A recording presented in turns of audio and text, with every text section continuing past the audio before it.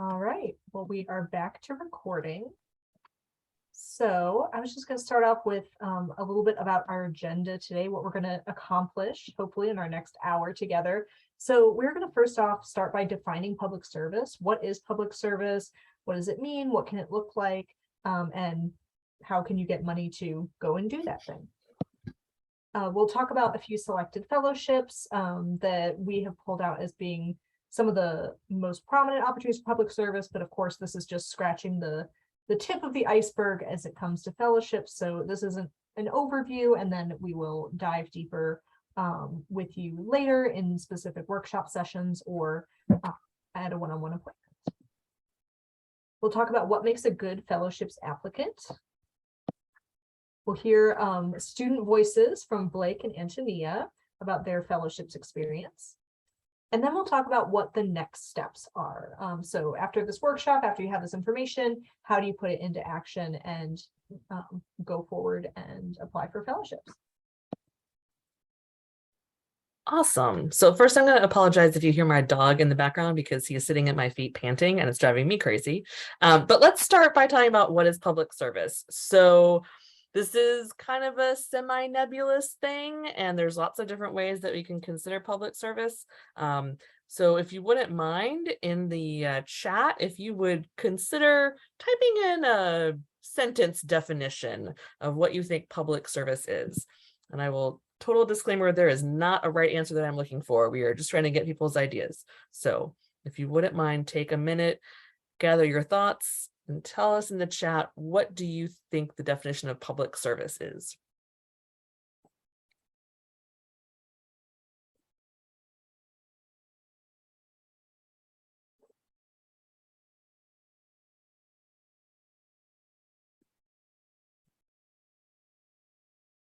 Okay, Blake is leading the way with an answer. Helping communities and governments either in the public or private sectors.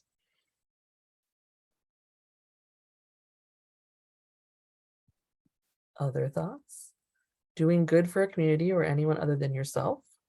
Representing the greater good in platform. Wow, now they're coming so fast I can't even read them. Excellent. Doing good for a community or anyone other than yourself. Representing the greater good in platforms that can accomplish change. Working to make society better for every demographic of the public. Working to improve the public through service and care.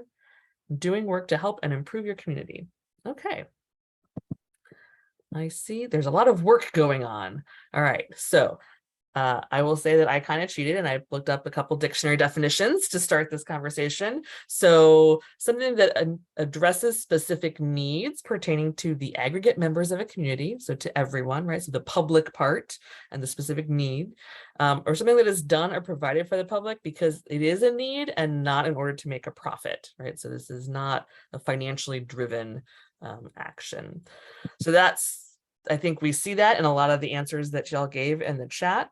And then I also wanted to highlight one of the scholarships that we'll talk about a little bit more shortly is the Truman Scholarship, which is specifically for students interested in careers in public service. And so I included their sort of categorizing of what that means, what kind of careers might count in public service. And so they're talking about government, uniformed services, public interest organizations, NGOs, educational organizations, public or private schools, and public service oriented nonprofit orgs. Their shorthand is if you're doing any work for an organization that ends in .gov or .org or .edu, that's probably a public service of some kind.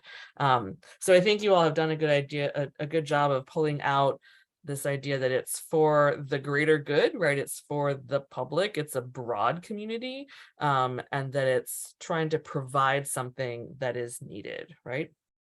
I also included on here this little QR code. The Truman Scholarship was named for Harry Truman, and there's this book called Wild About Harry, which is a collection of essays specifically about the Truman Scholarship, but also I think useful for people trying to conceptualize a life of public service. And we are fortunate enough that the library has access to that book online. So if you follow that QR code, you can see all of the chapters in that book, including, I think, one of the first, I think it's chapter 3, one by Andrew Rich, who is the former, or he's the past, I think, president of Truman, talking about careers in public service and what that looks like and why it's so important to nurture that. So I just wanted to include that as a resource. We'll also follow up with that afterwards if you don't have time or the inclination right now to follow that QR code to read a book while we're doing a presentation. So, so now we have some conception of what is public service. So Yes. what can you do with a fellowship? Hi. Exactly. So fellowships, like public service opportunities, can look a lot of different ways. It really depends on what your specific interest is, your specific goals, as to what that fellowship can turn into. So these are all fellowships winners in the recent past. So for examples of things that you can do that combine public service and other opportunities, you can study languages abroad. Like Carlos, he got the Boren and he also got the Gilman Scholarship. So he is in Brazil right now studying Portuguese. You can practice policy making like Jameen Shah and Solomon Campos Rice, who both won PPIA Service Weekend Scholars. So they got to go for a fully funded weekend where they got to practice policy making, meet like-minded students, and learn more about the field. You can fund graduate school like Bennett Lund, who is our 2019 Truman Scholar in the bottom corner there. Or you can even join the Foreign Service like Shamalis Glover, who was our 2014 Pickering Scholar. So it can look a lot of different ways. It can be domestic, it can be international. There are a lot of things that you can do with the fellowship. This is just, again, the tip of the iceberg. So who knows, maybe we'll put your face up here one day. Good aspiration. Now I will welcome you to my poor attempt at a Venn diagram. I got really excited when Heidi and I were planning this session. I was like, I'm going to do a Venn diagram of how all these things overlap. And here's the hot mess that I came up with. So this giant circle is public service. And I just want to touch really briefly on 5 or 6 areas that fellowships tend to fall into, mostly just so you can see that there's a wide range, right? So there are some international awards that we'll talk about, things that can take you abroad to either do public service or learn about public service. Then you have some STEM specific awards. So they might have particular initiatives for people with a STEM background. But certainly there are lots of ways I think that STEM research can be of service to the public. And so we'll talk about some opportunities there. Then we have undergraduate focused awards, which might also be international or STEM. So see, there's a Venn diagram in here somewhere, but there are some certain awards that target that. We've also got graduate level awards. Then we have domestic awards to balance the international level. And last but not least, we have some awards to talk about that take place over the summer. So as you can see, the Venn diagram became more of a Venn bubble. But I hope you can see that there is going to be a lot of overlap and there's a lot of different ways to get at public service. So it's one of the reasons we wanted to have this session is to talk about how public service is not confined to one particular area, but there is a lot of different ways you can approach it, things you can do to learn about it and practice it. So now everyone's favorite part is I'm going to run through a list of about 17 specific fellowships. Do not panic. It will be a short list and a short explanation for each one. But again, I want to talk about what these opportunities offer, but also how that aligns with the idea of public service in a lot of different fields. So let's get started. So as we saw on the previous slide with Carlos, so the Boren Scholarship and Fellowship, there's an undergrad and a grad version. This is for critical language study abroad, so it's also international. It also has a STEM initiative that's in the summer. So this one really hits like all of the things, basically. But the reason that we put this in for public service is kind of twofold. One is that they have a service requirement so that if you receive a Boren Scholarship or Fellowship, you then need to work for the federal government for a year. But more generally speaking, the reason that Boren exists is because there is need for Americans who speak these languages, right? So it's a critical need for the US, and it's centered around issues of national security. And so by advancing your language understanding and knowledge, you can help provide the public service of this understanding of critical language and other societies and cultures in a way that helps create a better world. So that's the Boren. Then we have the Hollings.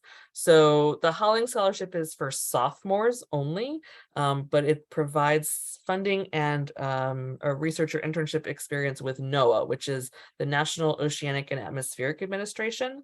So we tend to have a lot of like marine science students apply for this, a lot of STEM researchers, but we've also had students in econ or in political science or communications, even education. So thinking about ways that research being done on issues around, let's say, climate change or oceans or fisheries impacts policy in the US, helps us understand how to address things like climate change, how to be an advocate for better scientific understanding throughout the, like better scientific literacy. That's what I'm looking for, is how to basically understand this.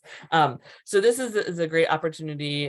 We have a lot of Holling scholars on our campus, and it's a great chance to start early with a fellowship that then can give you experiences that might lead to other ones in the future. The SMART and the DoD NDSEG is where I start my alphabet soup routine. So the SMART is the Science, Math, and Research for Transformation, and the DoD NDSEG is the Department of Defense National Defense Science Engineering Grant. So both of these provide funding for particularly STEM majors to do research that supports the Department of Defense. Kind of don't think I need to explain why that's public service. SMART provides options for either undergraduate funding or graduate funding, and the NDSEG is just for graduate school funding. But again, this is one of those STEM research can count for public service because of the purpose of the research that you're doing and the impact it can have. The Truman is probably the biggest one with the most well-known name brand attached to public service. And I apologize that I mistyped this. So the Truman is about a career in public service, not necessarily public policy, although it does have a lot of implications for policy. The Truman Scholarship is for juniors, but it provides $30,000 for graduate school. It is a nominated competition, which means that at the national level, they ask schools to select a limited number of applicants to send forward. So we have a campus committee of faculty who meets and reads applications for Truman and selects nominees, and then works with the nominees to finalize their applications for the national committee to review. So this is the one that is really about thinking through your commitment to public service, leadership, grad school, all sorts of things. But they really will count almost anything for public. You just have to explain the public service about what you do. The Udall, like the Truman, is also a nominated competition, but it is available for sophomores or juniors. And there's two different tracks. You can either be interested in the environment and work to solve environmental issues, or you might be interested in a focus on tribal policy and healthcare. So either of those is possible. It provides $7,000 in scholarships for either your junior or senior year, depending on when you apply. AEI, the American Enterprise Institute, is a public policy think tank in DC that we've had a couple of students recently attend.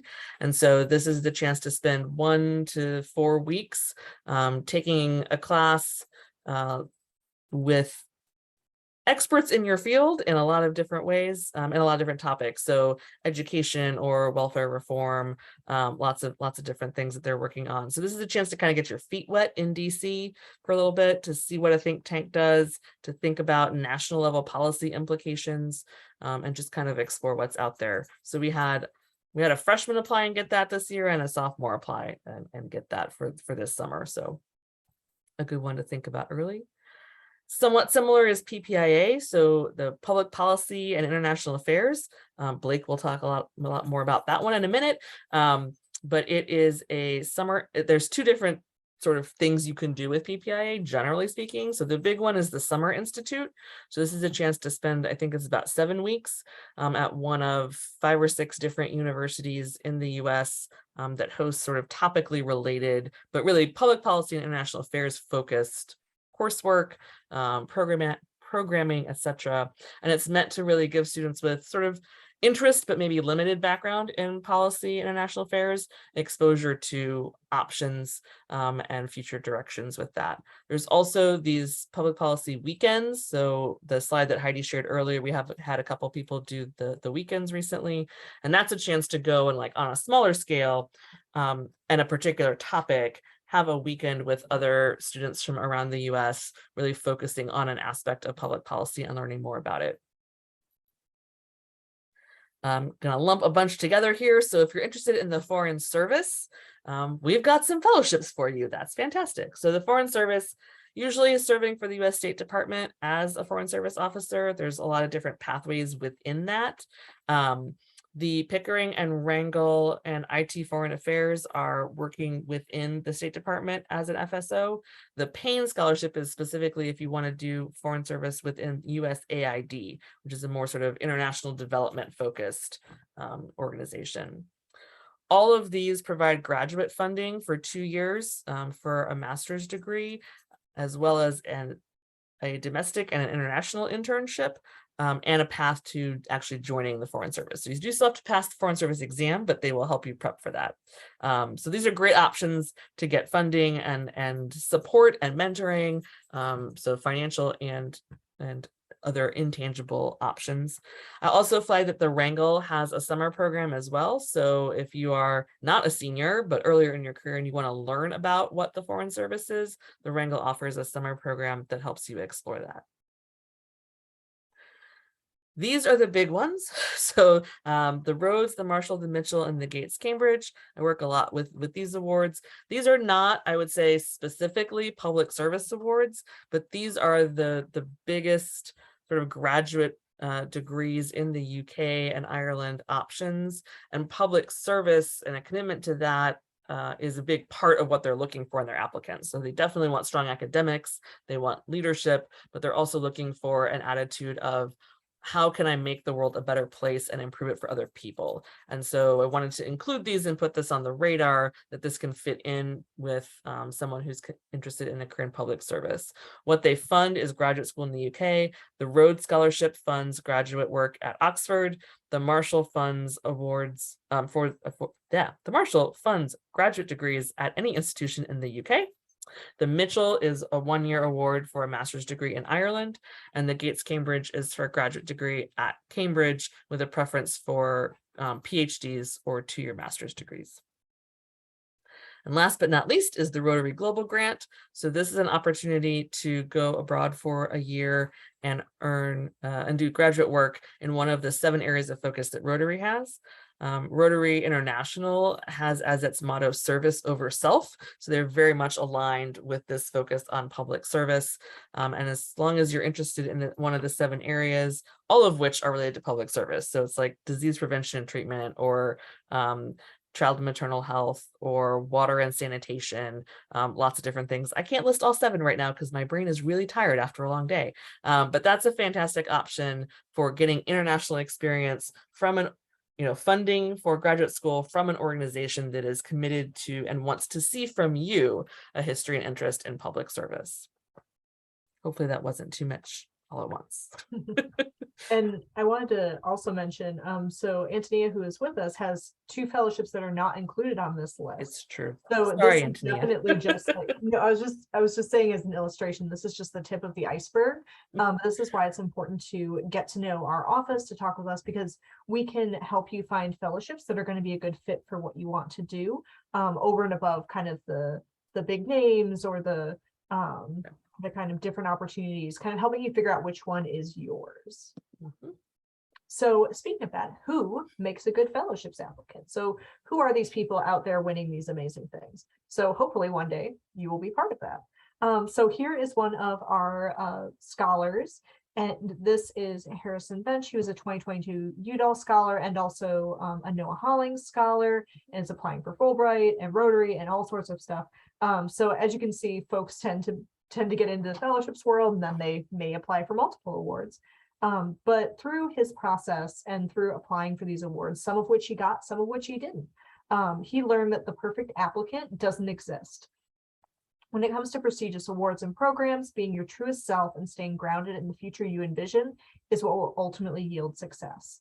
So again, we'll say it again and again, fellowships are all about finding your fit, finding the one that really speaks to you and helps you to reach your goals, and that your goals align with the goals of the fellowship that you're applying for. So who are these people? So in terms of specifically the topic of this session, public service, fellowship applicants should be really passionate about a career in the public service. This is not something that's kind of like a sideline. This is something that really kind of gets you excited, helps you get up in the morning, and is a career path that you can see yourself doing. Of course, they're not going to come back in 10 years and be like, oh, you didn't do what you said you were going to do in the application. But it's good to know that you are kind of heading in that direction and that you have a passion and a heart for public service. Solid academics, particularly in an area of focus. So with fellowships, some of them do measure, they have a GPA requirement, but excellence is not measured just on a 4.0 scale. There really are a lot of factors that go into making a really good fellowships applicant. GPA can be one of those factors, and most fellowships will be looking for strong academics in your area of focus. Some of them have specific GPA requirements, like a 3.3 for the Pickering-Rangel-Payne suite of awards. Some other fellowships may have kind of a floor for the GPA, but then may be expecting that most of their winners will have higher GPAs. But again, having those track records of you and your performance in the areas that you're interested in, that's what's going to be kind of most important to the people who are reviewing your fellowships.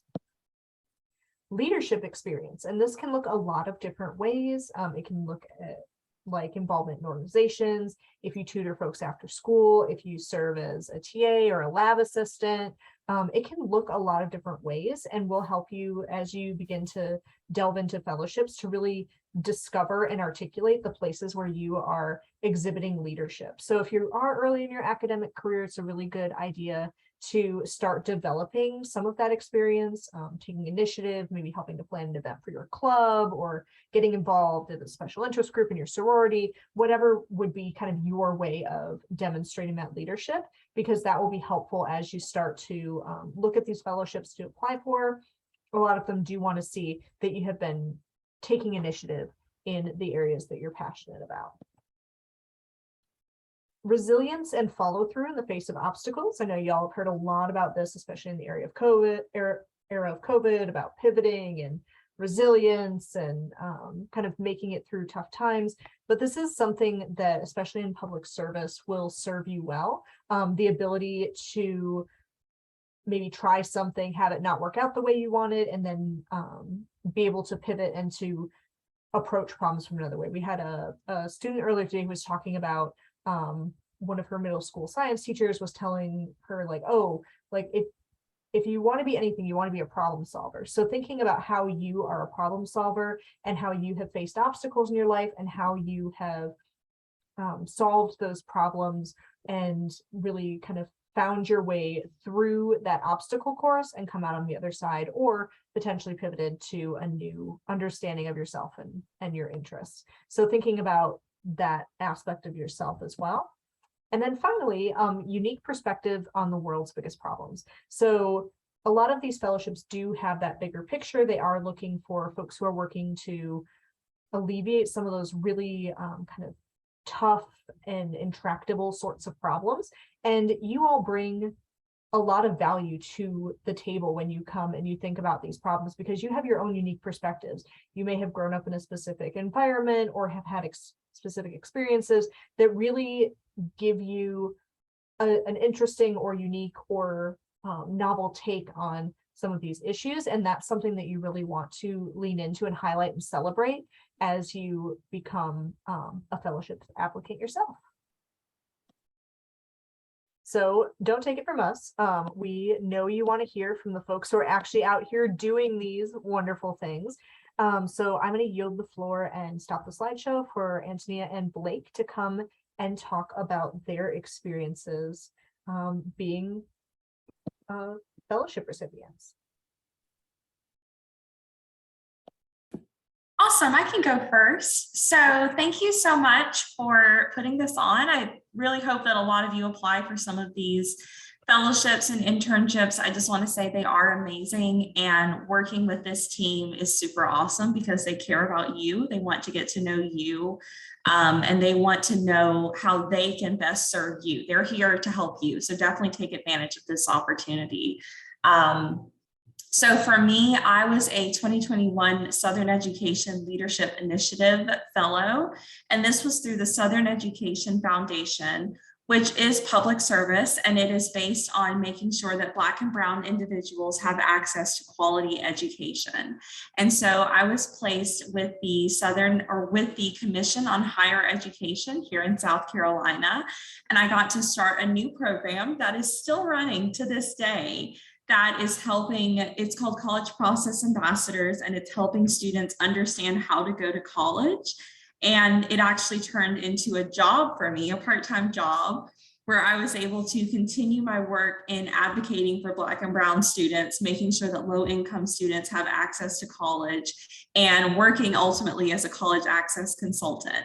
So this experience just allowed me to not only get my feet wet with public service. This was my first fellowship, my first experience with actually being out in the field and doing something that I enjoyed, but it allowed me to make connections that are still lasting, that turns into a job or can turn into a program that you're really passionate about.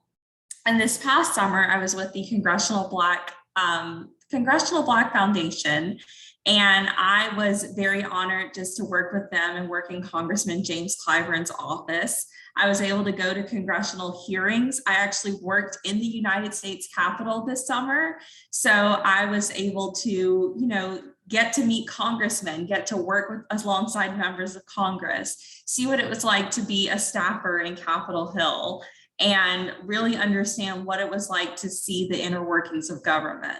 So it was a super awesome, amazing experience. And I also applied for Truman. I was not a recipient of it, but that was one of the experiences that allowed me to better refine my applications for other fellowships. So even if you don't win something, you're still gaining so much valuable experience by going through the process and learning and growing from it. So with that, I'm going to turn it over to Blake, and please feel free to ask me any questions. Awesome. Thank you so much. It's hard to top that. That is a very interesting and very cool program that you started that's still in operation. I'd like to hear more about that actually, if you have some time afterwards. But I kind of started off with like my experience, my journey. I started off, I think it was on social media or some newsletter. I saw Truman. I was like, okay, that would be interesting. I'm interested in public service. I've always been interested in it. Just seeing ineffectiveness in government and also just trying to leave the community better than we found it. I never thought of myself as being a person going into the workforce and just chugging in numbers and chugging numbers out and just having no impact. I knew that the power I had or the ability I had, the skills I had, I wanted to make a difference. And I thought Truman was going to be the impact. So I went through and I applied for that. Ultimately didn't get it, but I'm actually glad I didn't get it now because it opened up a lot more opportunity, a lot more self-discovery for me to identify what I really wanted to do. And through the application process, I found what I wanted to do, which is dabble in a little bit of public policy and do urban planning and transportation planning. So I met with the team at National Fellowships, and they are, like I can say, like they are the best team ever. They will help you find every single fellowship. I remember meeting in Jen's office and be like, PPAA, what is that? Let's go through that. And we went through it, and I was astonished. I got the email that said, you've been accepted. And I said, wow, like, okay, here we go. 7 weeks in Ann Arbor, Michigan, for the University of Michigan. I see some hands over there. Yeah, Michigan was fun. It was good. So my program was 7 weeks long. It was intensive with stats, econ, healthcare policy, writing policy, international policy, everything policy. But I got so much more out of it than just the actual hard skills with it. I was able to network with different representatives of Congress, with different faculty and staff of the Ford School, got to explore cities I've never would have seen before. I got to see Ann Arbor, Detroit, Chicago, got to see all the Midwest. And I met some really interesting people, really cool people who I'm now proud to call lifelong friends and peers who I'm still leveraging these connections with.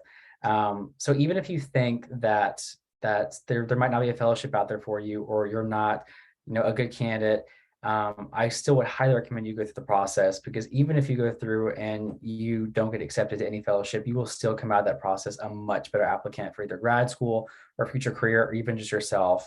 You know, I thought I knew everything. I thought I had everything all written down. I had literally had a grad school plan, and then PPIA and doing this whole process. I was like, wait, this is what I want to do. This is the track I want to follow. So I just gotta say, engage in the process and just keep a level head and just keep optimistic at it.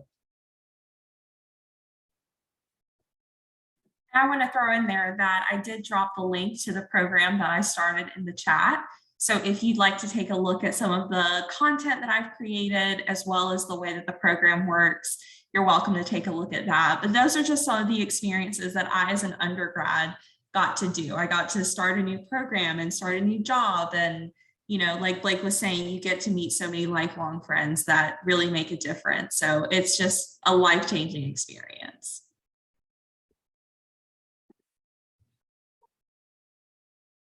Yeah, I would definitely check out that program because that seems really interesting. That's really cool. Mhm.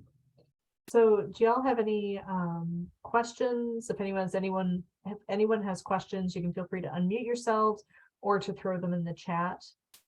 But I guess I would ask for Blake and Antonia, what first made you say, oh, public service, that's for me? Like, what was the moment when you started being drawn into this field? Yeah, so I can say that for me, I have experienced a lot of like personal adversity in my own life. I've had to deal with parents that have passed away of cancer. And I was able to use that story in so many of my applications, just to, you know, we were talking about overcoming hardship. And just kind of honing that story and honing the way that I tell it and share it in a way that helps make others better and helps improve the community. I thought that there was a way that public service could tie into it. And so seeing that I'm able to take something that is a very tragic situation and turn it into something positive to support other people and to help better my community, that's what really clicked and made me realize like public service is what I want to do. And through these fellowships, it's only made it more clear to me that I want to stay in public service through working at the Commission on Higher Education and through actually tangibly helping people go to college or overcome their own adversity. Public service is just exactly what I want to do. And these fellowships and internships have shown me that even more so. Yeah, similar experience. I think for me, public service, I didn't really know what public service was until later in high school. I always did like little volunteer drives and did recycling efforts and promoting this or that, but I didn't know there was a label to public service until you know, high school and college. I did retail jobs and I did you know, sales and whatnot, and I was like, this is not clicking. Why is it not clicking? And then I eventually got one of my first government jobs over at the State House. I was like, oh, this is starting to click. And then eventually so I got an internship at the Comet, which is our bus network. And I was like, oh, here it is, like having a real impact on people, seeing people come to me like, oh my God, like you putting that extra route on that bus or you putting that extra time, I can get to work now and not have to rely about transportation, or I don't have to worry about going to the hospital anymore because of that bus service that you improved. And that means so much more than anything else to me. I mean, I could probably, you know, go to a private company and do something for twice as much money or twice as much, you know, stress or whatnot. But seeing the impact in people's lives and seeing that you helped me during my darkest time or something that I wouldn't be able to do, that is something that is very instrumental for me. That's the biggest impact for me.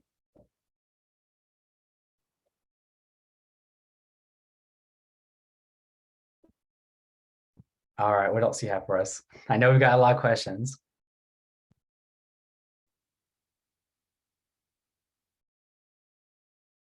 And I'll throw out there too, for the guys and girls of you guys who are still in the chat in the meeting tonight, I can drop my email if you want to send an email, or we can do the copy with your mentor. We give the copy card if you were interested in that. So I'll drop my email and contact information in the chat. If you don't have any questions now, you might have some later on. Just feel free to send me some contact information. I can do the same. If you have any questions about public service or kind of how this can connect into your future, please feel free to reach out. And Anthony and Blake, before we continue on with the rest of the presentation, I just wanted to ask y'all, what advice do you have for folks who are prospective applicants for these types of awards? What advice do you have? My biggest piece of advice is to not be intimidated by the process. I think when I first came to the University of South Carolina, I saw so many people, so many high achieving people, and I thought there was no way that little me could stand out or do anything that was significant. And realizing that you do have something to offer, you have a unique story, and you have a team of people with the National Fellowships and Scholars Program who are going to make sure that your story stands out. So don't be afraid to take chances and take risks and apply for something, because I'm just a small town girl from the middle of nowhere, and I've been in national scenes. I've worked in the US Capitol. I've won awards in the fellowships. I recently gave the closing speech for the Congressional Black Caucus Foundation ceremony. And I also won a national award for the program that I started with the Southern Education Leadership Initiative, the Jenny Looney Servant Leader Award. And so just realizing that you're improving your community, you're doing something meaningful, don't be scared to take a step and put yourself in the process. Yeah, and I totally agree. I had actually written down here, just engage in the process and not be intimidated by it. I think we've got a few freshmen in the chat, and everything can seem intimidating at first, especially when you see all of these people who have won applications in the past. I think where there's a big mentality of imposter syndrome and comparing yourselves to others. But I think Harrison said it best: don't compare yourself to others. There is no such thing as a perfect candidate. As long as you are your truest self and you are confident in who you want to help and what you want to do, you'll have no trouble succeeding.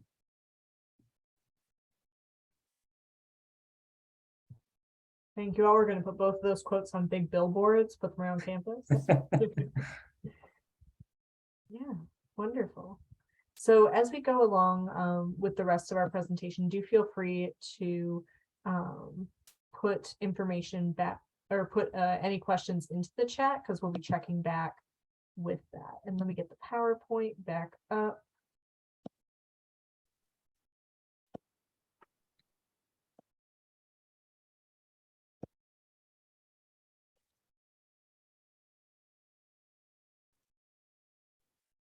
All right.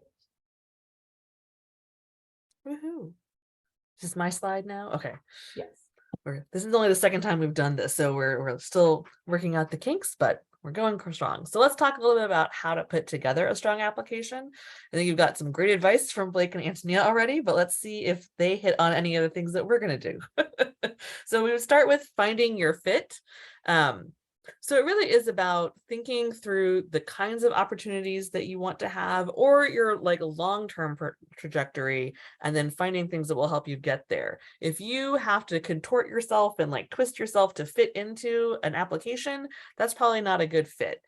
You want to be able to sort of sit down and say, okay, yes, it might be challenging. They're asking me to think about some things and present myself in a certain way, but I can do that, right? I have things in mind, and this is exciting to me, and this is something that I want to put together. So it's about sort of kind of a matchmaking, right? It's like find the opportunity that will let you do what you need and want to do, so that you can craft this application. So that's part of why we're here in our office, to help you find your fit. So don't have to do it by yourself. But that is an important thing to do. You want to feel comfortable with it. To help with that, you should start early.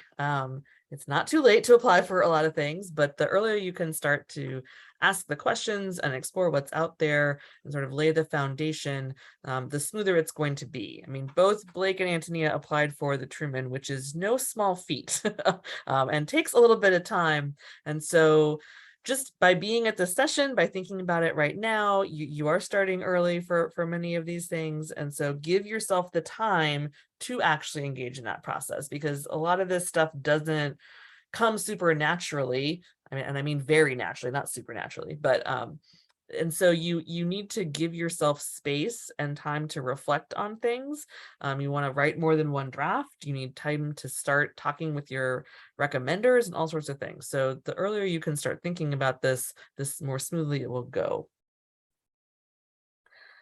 As I think Blake mentioned, you can grab coffee with the fellowship peer mentor. So both Antonia and Blake are peer mentors. We have 28 this year. So these are students who have won previous national fellowships, who are more than happy to sit down and talk with you about their experience, in particular with their award, but also more generally just about fellowships and opportunities that are out there. So take advantage of that. We want you to go buy coffee on us. And so that's we have a page on our website where you can reach out and connect with them. After this session today, you could just email Blake or Anthony and say, hey, I want to get coffee, and they will hook you up. So make use of them as a resource. Getting to know your faculty. So the reason that the faculty can be important in many, many ways, right? We have amazing faculty on campus who are really interested in helping students learn and experience new things, but they also come into play because most, if not all, fellowships really will require a letter of recommendation or multiple letters of recommendation, right? And so you want to work on developing relationships with faculty to get to know them, to have them help mentor you, but also to be the support for writing these letters. And so the way to do that is sort of gradually over time to actually invest in the relationship with them. So this does not mean that every class you take, you have to become best friends with your professor. Like, that is not what I'm talking about. But I am suggesting that you be strategic in any particular semester about taking the time to go to office hours or have a conversation with your faculty. Let them know what you're interested in, ask them questions. We do a series in the spring for freshmen that we have a couple faculty come in and talk about how to get engaged with them, that they are not, these sort of strange creatures, that they are human beings who like to go out and have coffee or like to have conversations, who like to talk about themselves and the work that they do. But also that faculty have been where you are, right? They were all college students and they were all supported by faculty in their time for them to get to where they are today as faculty. And so they know and they see this as part of their giving back and paying it forward. So they really are there to help invest in you and support you. And the reason this becomes important for recommendations is that, most fellowships, you have a lot of space, or not a lot of space, some space to talk about yourself and present yourself, but they also want to hear from other people who know you in different contexts. And so when you have a faculty member who can say something like, I've been teaching for 25 years and no student has ever asked the question that Antonia asked in class that really brought forward a really fruitful conversation, that's really powerful. And so you do that by taking small steps to get to know them. Once you've established a relationship with a faculty member, check in with them every semester, just let them know, give them an update as to what you're doing. And that helps you ease into things. So as you get farther along in your undergrad career, you have this base of faculty who are there to cheer you on. So again, I'm not talking about like needing 10 people. If you've got 3 or 4 faculty who are there to support you, you will be in really good shape for fellowships, for grad school, for jobs. So take time to do that. I'm going long. Heidi's already pulled up depth over breadth. Okay, depth over breadth. So, when you're in high school, when I was in high school, it was like, you have to do all of the things in order to get into college, right? Like all of them, just every activity, do it. And now that people are in college, that's not quite as true. So I know everyone is feeling super busy. But the point is, you want to engage in activities that are meaningful to you and go more deeply into them. So you don't need to do 15 different things and kind of do superficial level. You want to pick like 3 to 5 things and go more into those experiences, maybe pursue some leadership opportunities within organizations, but really show a dedication to a particular area. And so it's more about, again, it's kind of about fit, right? But it's about really spending your time on the things that are most important to you. Part of that goes into this need to demonstrate your interests. So in application, they're going to want to see, okay, if you say that you're really interested in the environment, where can I see that in your academic record, in the organizations that you are a member of, in the volunteer work that you do? So what kind of evidence is there for what you are saying you are committed to? So there's not a list of what that evidence needs to be, but it needs to be present. So how can you show, not just tell them, okay, I'm really interested in climate change. Like, okay, If I look back, I can see that because I can see all the different organizations that you've been involved in, or the campaigns you've been involved with, or the organization that you have founded, things like that, the classes that you've taken, the major that you've chosen. So how do you demonstrate that? My personal favorite on this list, be open to feedback. So this can be really hard, okay? Because one of the reasons we want you to start early is to give us time and give you time to get feedback.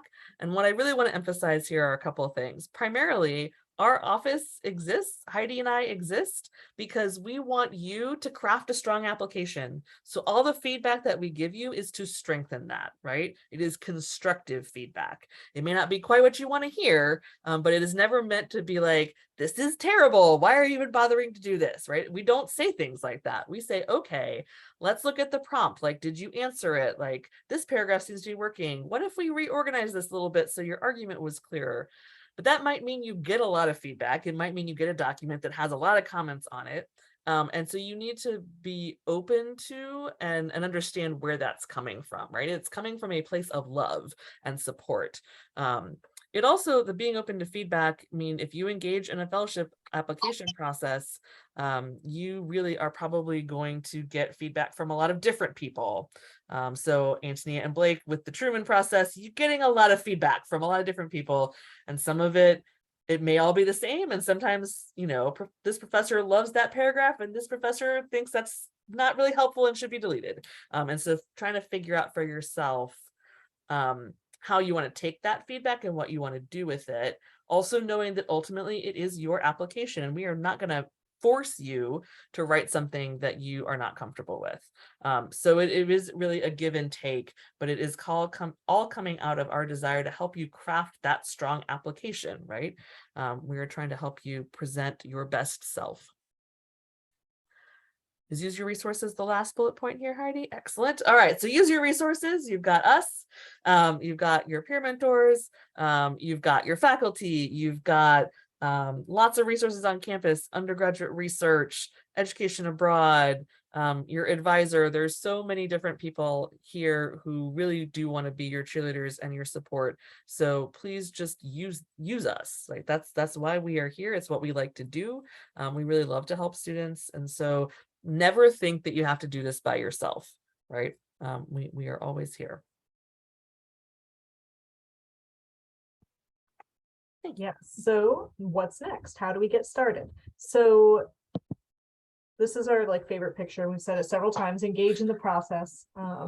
And so that's kind of our motto is there's value in the process, and engaging in the process helps you know yourself better and to develop skill sets that'll serve you throughout your entire life. So how you get started with that is if you go on our website, and we will send out, if you want to put the link in the chat, maybe Jen. So we have a getting started page that we direct folks to if they're on our website for the first time, and that'll give you these 4 steps, but I was just going to go over it generally so you all have a little bit of insight into that. So first off is exploring your options with info. So we've told you about a few fellowships. That's only a handful of the 250 plus fellowships we have on our info database. That database is searchable. So if you're looking for STEM research, or you want to do STEM abroad, or you want to do public service and business, you can kind of look into those different areas. You can play around with what class level or what year you would be funded. So there's a lot of flexibility in that. However, you do want to realize this is an AI. It is not an AI, but a search engine. So sometimes if you type in certain things, it won't necessarily point you to every direction that you could go in. So that's why it's a good idea to come and talk to us, because we can see you, see your goals, and help you find the fellowship that fits you. But exploring your options with info is always a great place to start. Check out our workshops. You found us here. This is one of our info sessions. So the info sessions we're going to be having throughout the fall semester, and those are kind of topic-based info sessions. This one's about public service. We have international opportunities and first and second year awards and a bunch of other info sessions that are coming up. And our workshops are going to be competition specific. So they'll be on specific fellowships, diving deeper, doing writing, potentially draft review, things like that. So keep an eye on our website. We do have a workshops page, and all of those dates are listed there, as well as where they are and when. So 3, make an appointment with us. If you are an undergrad, you can go through Navigate. All of our advisors are on Navigate. You can make a first-time appointment, and that helps us know that this is your first time coming into the office so that we can give you the right kinds of information and help you get started. As you get deeper into the process, you may find yourself coming in for an essay review or for a specific competition, and you'll be able to choose those different types of awards once you have that first initial meeting. If you are a graduate student or are looking to apply for one of the graduate awards, you can also get on Calendly, which gives you access to Matt Kleffenstein, who is our graduate fellowships coordinator. And then finally, complete your candidate profile. So that is basically getting you in our system so that we know that you are interested in national fellowships, and we can contact you, not too much, we're not going to spam your email, but to contact you with fellowships that are relevant to the interests that you've shared with us. So that'll really help us keep in touch. All right, so now it's time for questions. So you can feel free to type in the chat or to unmute yourself and Ask away. what you thinking.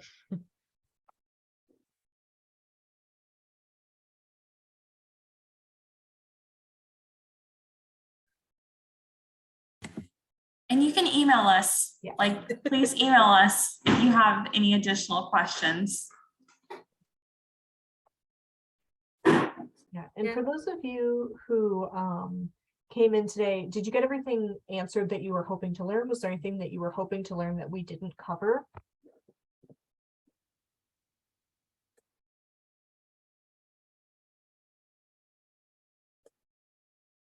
And Zoom's always a weird platform for this. You're welcome. No problem.